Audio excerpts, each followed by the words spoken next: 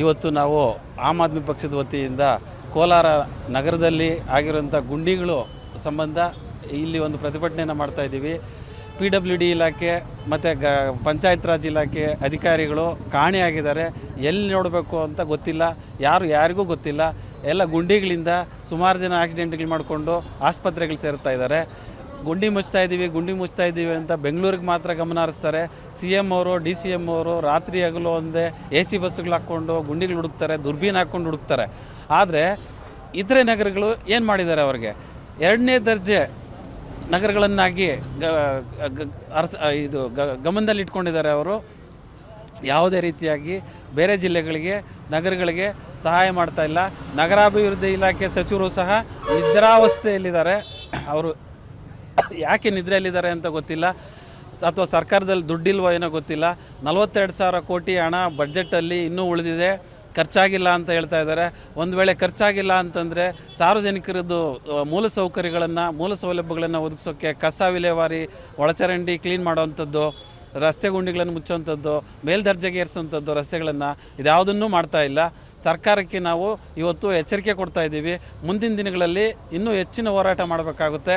ನಾವು ಹೋರಾಟ ಮಾಡಿದರೆ ಇವ್ರಿಗೆ ಗಮನಕ್ಕೆ ಬರುತ್ತೋ ಏನೋ ಅಂತ ಹೇಳಿ ನಾವು ಇವತ್ತು ಬೀದಿಗಿಳಿದು ನಾವೇ ಸ್ವತಃ ಸಾರ್ವಜನಿಕರು ಜಲ್ಲಿ ಮತ್ತು ಮರಳನ್ನು ಸಿಮೆಂಟನ್ನು ಕೊಟ್ಟಿದ್ದಾರೆ, ದಾನವಾಗಿ ಕೊಟ್ಟಿದ್ದಾರೆ.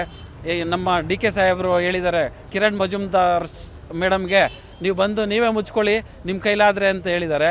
ಅದನ್ನು ಗಮನದಲ್ಲಿಟ್ಕೊಂಡು ನಾವು ಸಹ ಸಾರ್ವಜನಿಕರಿಂದ ದಾನವಾಗಿ ಹಣ ಪಡೆದು ಅವ್ರ ಹತ್ರ ಜಲ್ಲಿ ಮರಳು ಇದನ್ನೆಲ್ಲ ಪಡ್ಕೊಂಡು ಗುಂಡಿ ಮುಚ್ಚೋ ಕಾರ್ಯನ ನಾವು ಇವತ್ತು ನಮ್ಮ ಕೈಲಿ ಎಷ್ಟು ಸಾಧ್ಯ ಆಗುತ್ತೋ ಅಷ್ಟನ್ನು ಮಾಡಿದ್ದೀರಿ. ಉಳಿದದ್ದನ್ನು ನಾವು ಇವತ್ತು ಸರ್ಕಾರಕ್ಕೆ ಒತ್ತಾಯ ಮಾಡ್ತಾಯಿದ್ದೀವಿ. ನಮ್ಮ ಮಾನ್ಯ ಶಾಸಕರು ಪುತ್ತೂರು ಮಂಜು ಸಾಹೇಬರು ಮತ್ತು ಮಲ್ಲೇಶ್ ಬಾಬುರವರು ಮತ್ತು MLCಗಳು ಎಲ್ಲರೂ ಗಮನ ಹರಿಸಿ ಅವ್ರ ಮುಖವಾಡನ್ನು ಹಾಕ್ಕೊಂಡು ಅವ್ರ ಮುಖಂಡತ್ವದಲ್ಲಿ ಅವ್ರ ನೇತೃತ್ವದಲ್ಲೇ ನಾವು ಗುಂಡಿಗಳನ್ನು ಮುಚ್ಚೋ ಕೆಲಸನ ಮಾಡಿದ್ದೀವಿ. ಸೊ ಈ ರೀತಿಯಾಗಿ ವಿಭಿನ್ನವಾಗಿ ಸರ್ಕಾರದ ಗಮನ ಸೆಳೆಯೋಕ್ಕೆ ನಾವು ಇವತ್ತು ಪ್ರಯತ್ನ ಮಾಡ್ತಾಯಿದ್ದೀವಿ. ನಮ್ಮ ಎಲ್ಲ ಕಾರ್ಯಕರ್ತರು, ಮುಖಂಡರು, ರಾಜ್ಯದ ಮುಖಂಡರು ಸಹ ಬಂದು ಇವತ್ತು ಇಲ್ಲಿ ಈ ಕಾರ್ಯಕ್ರಮಕ್ಕೆ ಕೈ ಜೋಡಿಸಿದ್ದಾರೆ. ದಯವಿಟ್ಟು ಸರ್ಕಾರ ಈಗಲಾದರೂ ಎಚ್ಚೆತ್ತುಕೊಂಡು ಎಲ್ಲ ನಗರದಲ್ಲಿ ಮತ್ತು ಗ್ರಾಮೀಣ ಭಾಗಗಳಲ್ಲಿ ಇರೋವಂಥ ಎಲ್ಲ ಗುಂಡಿಗಳನ್ನು ಮುಚ್ಚಿ ರಸ್ತೆ ಸುಗಮವಾಗಿ ಓಡಾಡೋ ಥರ ಮಾಡಿಕೊಡ್ಬೇಕು ಅಂತ ಹೇಳಿ ಈ ಮೂಲಕ ಒತ್ತಾಯ ಮಾಡ್ತಾಯಿದ್ದೀನಿ. CM ಮತ್ತು DCM ಮತ್ತು ನಗರಾಭಿವೃದ್ಧಿ ಸಚಿವರು ತಕ್ಷಣ ಕಾರ್ಯಪ್ರವೃತ್ತರಾಗಿ, ನಮ್ಮ ನಗರಾಭಿವೃದ್ಧಿ ಸಚಿವರು ಸಹ ಇದೇ ಜಿಲ್ಲೆಯ ಉಸ್ತುವಾರಿ ಸಚಿವರು ಸಹ ಆಗಿದ್ದಾರೆ. ದಯವಿಟ್ಟು ತಮ್ಮನ್ನೇ ಕೇಳ್ತಾ ಇದ್ದೀವಿ, ತಾವು ಹೆಚ್ಚಿನ ಗಮನ ತಮ್ಮ ಜಿಲ್ಲೆಗೆ ಹರಿಸಿ ಜನರಿಗೆ ಸಹಾಯ ಮಾಡಿ, ಜನರು ನಿಮ್ಮನ್ನು ಮನಸ್ಸಲ್ಲಿ ಇಟ್ಕೊಂಡು ಒಳ್ಳೆಯದನ್ನು ಮಾತಾಡಲಿ ಅನ್ನೋಂಥದ್ದನ್ನು ನಾವು ನಿರೀಕ್ಷೆ ಮಾಡ್ತಾ ಇದ್ದೀವಿ. ಮುಂದಿನ ದಿನಗಳಲ್ಲಿ ನಾವು ಇನ್ನೂ ಹೆಚ್ಚಿನ ಹೋರಾಟ ಮಾಡ್ತೀವಿ. ಇದೇ ರೀತಿ ಏನಾದರೂ ಗುಂಡಿಗಳನ್ನು ಮುಚ್ಚದೆ ಬೇಜವಾಬ್ದಾರಿ ತೋರಿಸಿದ್ರೆ ನಾವು ಸುಮ್ಮನೆ ಇರಲ್ಲ, ಬೀದಿಗಿಳಿಬೇಕಾಗುತ್ತೆ ಅಂತ ಹೇಳಿ ಈ ಮೂಲಕ ಎಚ್ಚರಿಕೆ ಕೊಡ್ತಾ ಇದ್ದೀವಿ ಸರ್. PWD ಇಲಾಖೆಯವರು ರಸ್ತೆಗೆ ಇಳಿತಾ ಇಲ್ಲ. ಅವರು ರಸ್ತೆಗೆ ಇಳಿದ್ರೆ ರಸ್ತೆಗಳು ಸರಿ ಹೋಗುತ್ತೆ. ಯಾವತ್ತು PWD ಇಲಾಖೆ ಮತ್ತು ಪಂಚಾಯತ್ ರಾಜು, ಕ್ರೀಡಿಲ್ ಇವರೆಲ್ಲ ರಸ್ತೆಗೆ ಬರೋಲ್ಲ, ಆವತ್ತು ರಸ್ತೆಗಳು ಪ್ರತಿದಿನ ಹಾಳಾಗುತ್ತೆ. ರಸ್ತೆಗಳನ್ನು ಹಾಳು ಮಾಡೋದಕ್ಕೆ PWD ಮತ್ತು ಕ್ರೀಡಿಲ್ಲು ಹಾಗೂ ಪಂಚಾಯತ್ ರಾಜ್ ಸಂಸ್ಥೆನೇ ಕಾರಣ ಅಂತ ಹೇಳಿ ನಾನು ಹೇಳಕ್ಕೆ ಇಷ್ಟಪಡ್ತೀನಿ ಸರ್. ಅಜಯ್ ಅಂತ ಕಾರಳ್ಳಿ. ನಾನು ಕೋಲಾರ ಜಿಲ್ಲಾ ಯುವ ಘಟಕ ಅಧ್ಯಕ್ಷನಾಗಿ ಆಮ್ ಆದ್ಮಿ ಪಾರ್ಟಿಯಲ್ಲಿ ಇದು ಮಾಡ್ತಾಯಿದ್ದೀನಿ. ಸೊ ಇವತ್ತು ನಮ್ಮ ಪಕ್ಷದ ಮುಖಂಡರ ಜೊತೆ ಗುಂಡಿ ಮುಚ್ಚೋ ಕಾರ್ಯಕ್ರಮ ಇದು ಮಾಡ್ಕೊಂಡಿದ್ದೀವಿ. ಇವತ್ತು ಇದು ರೋಡಲ್ಲಿರೋ ಗುಂಡಿಗಳನ್ನ ಮುಚ್ತಾ ಇದ್ದೀವಿ ಸರ್. ಅದನ್ನು ಸರ್ಕಾರಕ್ಕೆ ತಿಳಿಸ್ಬೇಕು ಅಂತ ಇದು ಮಾಡ್ತಾಯಿದ್ದೀವಿ. ಸೊ ಇವತ್ತು ನಾವು ಇಲ್ಲಿ ಕೋಲಾರ ನಗರದಲ್ಲಿ ಪ್ರತಿಭಟನೆಯನ್ನು ಇಟ್ಕೊಂಡಿದ್ದೀವಿ. ಈ ಪ್ರತಿಭಟನೆ ಒಂದೇ ರಸ್ತೆ ಕಿತ್ತೋಗಿದೆ, ರಸ್ತೆಯಲ್ಲಿ ಹಳ್ಳ ಬಿದ್ದಿದೆ ಒಂದೇ ಅಲ್ಲ, ಸುಮಾರು ನೀವು ಮೇನ್ ರೋಡ್ಸ್ ಬಿಟ್ಟು ಬೇರೆ ಕಡೆ ನಗರದ ಒಳಗಡೆ ಹೋದರೆ ಎಲ್ಲ ಸಬ್ ರೋಡ್ಸು ಕಿತ್ತೋಗಿದೆ, ಓಡಾಡಲಿಕ್ಕಾಗಲ್ಲ. ಮತ್ತು ಧೂಳು ಹೆಚ್ಚಾಗಿದೆ. ಅದರ ಜೊತೆಗೆ ಚರಂಡಿ ವ್ಯವಸ್ಥೆ ಸರಿಯಿಲ್ಲ. ಮತ್ತು ಗಾರ್ಬೇಜ್ ಅಂತೂ ನೀವು ಮೇನ್ ರೋಡ್ಸಲ್ಲೇ ಓಡಾಡ್ತಾ ಇದ್ದರೆ ಗೊತ್ತಾಗುತ್ತೆ ಎಷ್ಟು ಗಾರ್ಬೇಜ್ ಬಿದ್ದಿದೆ ಅಂತ. ಮತ್ತು ಸ್ಟ್ರೀಟ್ ಲೈಟ್ಸ್ ಇಲ್ಲ.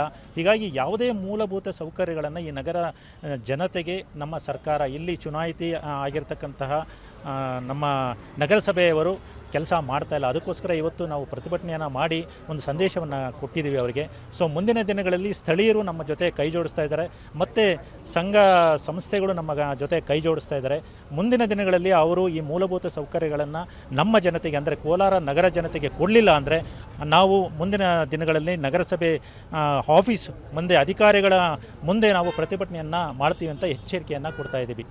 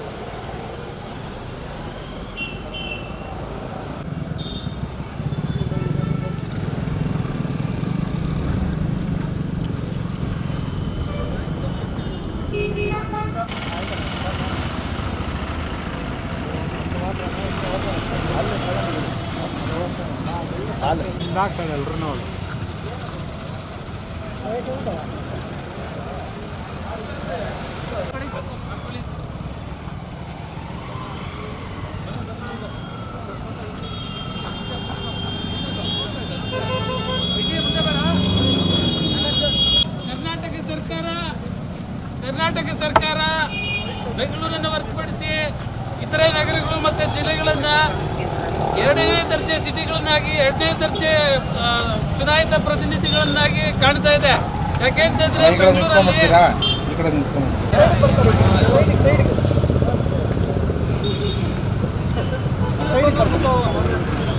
ಹುಡುಗ ಕಳ್ಸೋಣ, ಬರ್ತಾರೆ ಬರ್ತಾರೆ.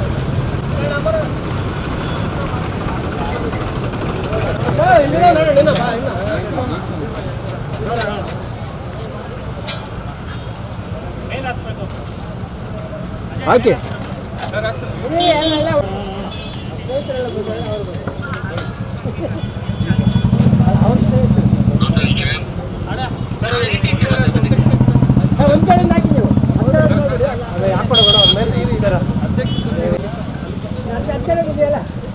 ಇಟ್ಕೊಳ್ಳಿ ಸಾಕು, ಇಟ್ಕೊಳ್ಳಿ.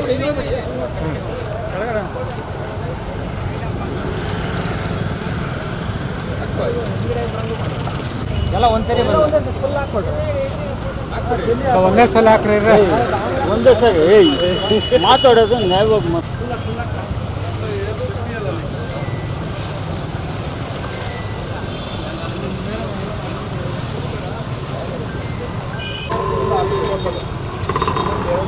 ಹಾಂ